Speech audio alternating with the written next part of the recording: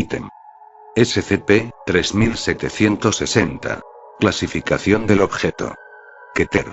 Procedimientos especiales de contención. El agente memético subliminal Kappa/Omicron, AMSKO, debe permanecer en circulación global, propagado a través de un hecho científico inventado que actúa como un portador. El Departamento de Desinformación debe suprimir cualquier noción de que el portador de la MSKO pueda ser falso.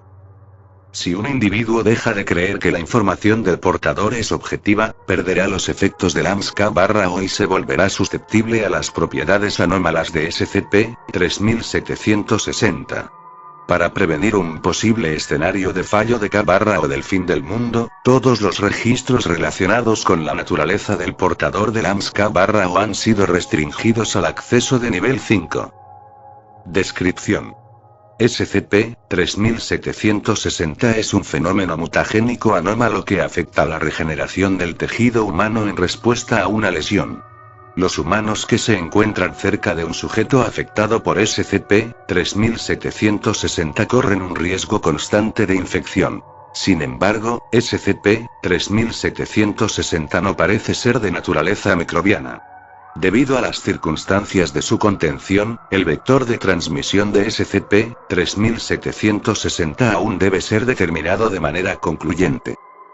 El tejido dañado en los sujetos afectados desarrollará de forma anómala diversas formas de características biológicas no humanas asociadas con los miembros del clado Selachimorpha.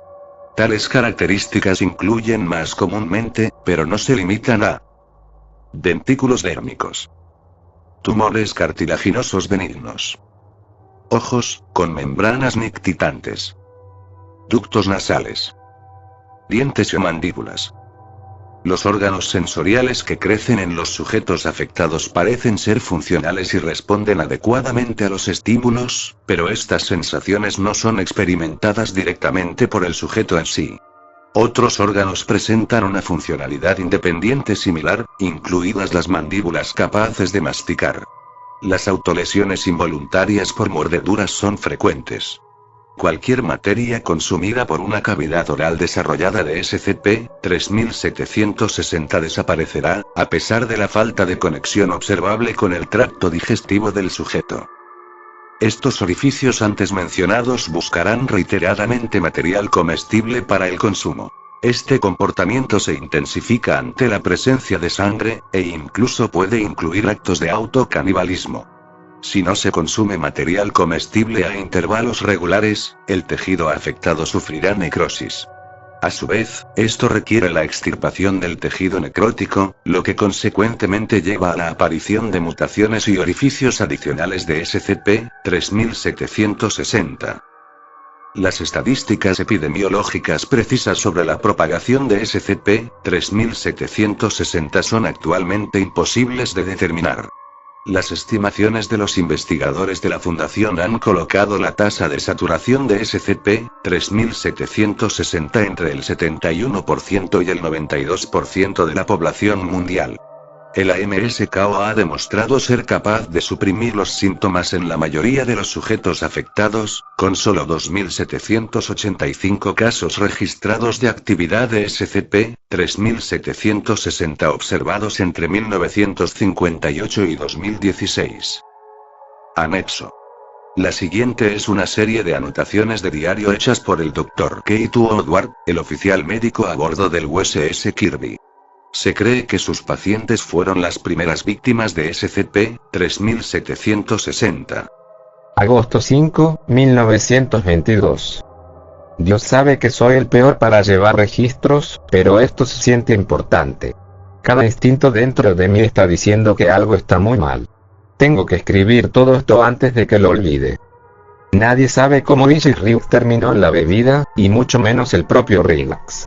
Varios hombres lo vieron dirigiéndose bajo la cubierta a las 1521. A las 1522, nos informaron de un hombre caído por la borda. Fue Relax. Nadie vio lo que pasó. Cuando lo subieron a bordo, dijo que no podía recordar nada de lo que había pasado desde el desayuno de ese día. También le faltaba un buen trozo de su pie izquierdo. Me pidieron que lo examinara, por supuesto. Le cosí el pie, le puse un yeso y luego traté de averiguar por qué no podía recordar nada. Conmoción cerebral, imaginaba. Pero además del tiempo perdido, no parecía tener nada de malo. Le dije que descansara un poco, y cuando se fue llamé a los de arriba. La única explicación que se me ocurrió fue que había tomado algo de beber y se cayó por la borda. Pero no parecía intoxicado. Fue un caso extraño. La gente habló de ello durante un par de días, pero no pensé mucho en ello. Las cosas pasan. He visto cosas peores. Pero entonces las cosas siguieron sucediendo. Todo tipo de accidentes aquí y allá. No me enteré de la mayor parte hasta más tarde. Estos no son el tipo de hombres que van llorando al médico por una pequeña cosa. El peor caso que tuve después del incidente de Riggs fue un chico temerario con un ojo morado. Alrededor de una semana después de que le mordieron el pie, Riggs vino tartamudeando a mi oficina. Dijo que no había podido dormir en las últimas noches debido al ruido. Le dije que debería estar acostumbrado a las noches ruidosas en un barco como este. Luego dijo que no era el volumen lo que lo mantenía despierto, sino de dónde venía. Puso su pie sobre mi escritorio y me pidió que escuchara su yeso. Le di unas pastillas y lo eché. Supuse que su conmoción cerebral finalmente se estaba mostrando. Y entonces, justo anoche, arrastraron a Riggs a mi oficina. Gritaba tan fuerte que parecía que estaba en llamas. Tuvieron que sujetarlo mientras yo le cortaba el yeso. Esperaba gangrena. Durante más de 2 décadas, he visto algunos casos graves, también los he olido. Aprendes a esperar lo peor en esta profesión. Pero el miasma del interior de ese yeso fue la peor cosa que he olido en mi vida. Era como si alguien cagara en un pez muerto y lo dejara al sol caliente de verano durante una semana. La carne alrededor de su pie era de todo tipo de negro, verde y granate.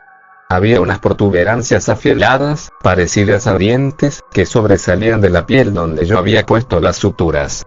Habían masticado el hilo en varios lugares, dejando espacios abiertos que dejaban al descubierto más filas de dientes más pequeños y afilados en el interior. Le dije a Riggs y a los demás que su pie se había infectado. Tuve que deshuesarlo todo hasta la rodilla. Desde la operación, no puedo dormir. Ha estado afectando mi trabajo, mi juicio, incluso mi vista. He tenido esta mancha oscura en el borde de mi visión que sigue yendo y viniendo. Probablemente solo necesite dejar de escribir e irme a dormir. Agosto 8, 1922. Trajeron al chico con el ojo morado de nuevo hoy. Su párpado derecho estaba hinchado y la sangre salía como un grifo que goteaba. Tuve que usar pinzas para pelar el párpado. No fue solo la hinchazón lo que lo mantenía cerrado. Fueron esos pequeños dientes otra vez. Habían crecido en la parte de atrás del párpado y lo mordían. Empezó a hacer bromas sobre el parche enseguida. Hablando de ojos, mi visión ha empeorado. La mancha oscura se ha movido al centro y no desaparece. Incluso cuando cierro los ojos, los colores no se mueven en ese pequeño punto. ¿Es posible que ese olor haya quemado mis córneas? Uno de los hombres que ayudó a traer a Riggs, Ronnie Gaines, creo que dijo que había estado teniendo dolores de cabeza desde esa noche. No me sorprendería que lo que sea que Riggs tiene sea tóxico. Agosto 9, 1922. Hoy vinieron 3 hombres más. Pero sin dientes esta vez, creo. Uno de ellos tenía un sarpullido en la espalda que le picaba como loco. Parecía acné al principio, y tenía un poco de acné allá atrás, pero estaban todos estos bultos, todos en pequeñas filas impecables, todos sensibles al tacto. Le di un ungüento. Uno de ellos tenía un bulto en el dedo gordo del pie, un gran trozo de algo sobresaliendo del espacio del lado izquierdo donde termina la uña. Parecía casi como coral, excepto que era translúcido y ligeramente gomoso. Se lo corté. Uno de ellos tenía dolor de oído. Miré dentro y vi algo que me devolvió la mirada. Le dije que era su imaginación. La mancha oscura en mi visión sigue creciendo. Ya ni siquiera es una mancha. Su forma cambia constantemente. Ojalá tuviéramos un optometrista. Agosto 11, 1922. Le conté a los de arriba. Pensaron que estaba loco. Yo no me callaba al respecto, así que me encerraron. La pierna de Rick le arrancó la garganta a hombre hoy. Así que me dejaron salir. Agosto 18, 1922.